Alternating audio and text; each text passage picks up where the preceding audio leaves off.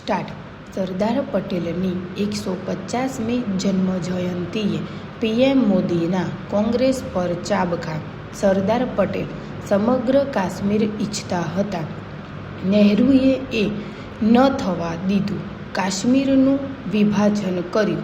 વડાપ્રધાન મોદી: ઇતિહાસ લખવામાં સમય ના બગાડો, ઇતિહાસ રચવામાં મહેનત કરો. ભારતની એકતાને નબળી બનાવે તેવી તમામ બાબતોથી દૂર રહેવું એ જ રાષ્ટ્રીય કર્તવ્ય. Para. Ektanagar statue of unity ખાતે શુક્રવારે સરદાર વલ્લભભાઈ પટેલની 150મી જન્મ જયંતિએ આયોજિત એકતા પર્વ અને રાષ્ટ્રીય એકતા પરેડ કાર્યક્રમમાં ઉપસ્થિત વડાપ્રધાન નરેન્દ્ર મોદીએ ઉદ્બોધન કરતા કહ્યું હતું કે સમગ્ર કાશ્મીરને ભારતમાં ભેળવવાની મંજૂરી સરદાર પટેલને નહીં આપીને જવાહરલાલ નહેરુએ મોટી ભૂલ કરી હતી. તેમણે નહેરુની ટીકા કરતા કહ્યું હતું કે કોંગ્રેસનો આ કરોડરજ્જુ વિહીન અભિગમ હતો. પરિણામે દેશ લાંબા સમય સુધી કાશ્મીર, ઈશાન રાજ્યો અને નક્સલ માઓવાદી ત્રાસવાદીઓનો સામનો કરવો પડ્યો. સરદાર પટેલ અન્ય રાજ્યોની જેમ સમગ્ર કાશ્મીરને એક રાખવા માગતા હતા, પરંતુ નહેરુજીએ તેમની એ ઈચ્છા પૂર્ણ કરી થવા દીધી નહીં.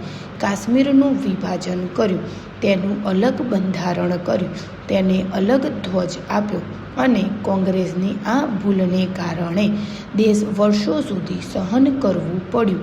વડાપ્રધાને કહ્યું કે સરદાર પટેલની 150મી જન્મ જયંતિનો ઐતિહાસિક અવસર અને એકતાનગરની દિવ્ય સવારે સરદાર સાહેબના ચરણોમાં આપણા સૌની ઉપસ્થિતિ આપણને સૌને મહાન ક્ષણના સાક્ષી બનાવે છે.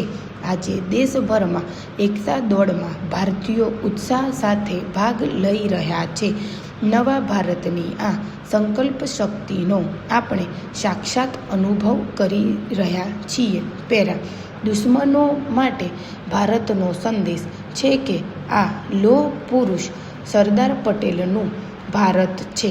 વડાપ્રધાન મોદીએ કહ્યું કે કોંગ્રેસ સરદાર સાહેબના વિઝનને ભૂલાવી દીધું, પણ અમે ભૂલ્યા નથી. 2014 પછી દેશ એકવાર ફરી તેમની પ્રેરણાથી ભરેલી લોખંડી તાકાતને જોઈ. આજે કાશ્મીર આર્ટિકલ 270ની સાંકળને તોડીને પૂરી રીતે દેશ સાથે જોડાઈ ગયું છે. આજે પાકિસ્તાન અને આતંકના આકાઓને ખબર પડી ગઈ કે ભારતની અસલી તાકાત શું છે. ઓપરેશન સિંદૂરમાં આખી દુનિયાએ જોઈ લીધું કે આજે ભારત સામે કોઈ આંખ ઊંચી કરીને જુએ તો ભારત ઘરમાં ઘૂસીને મારે છે.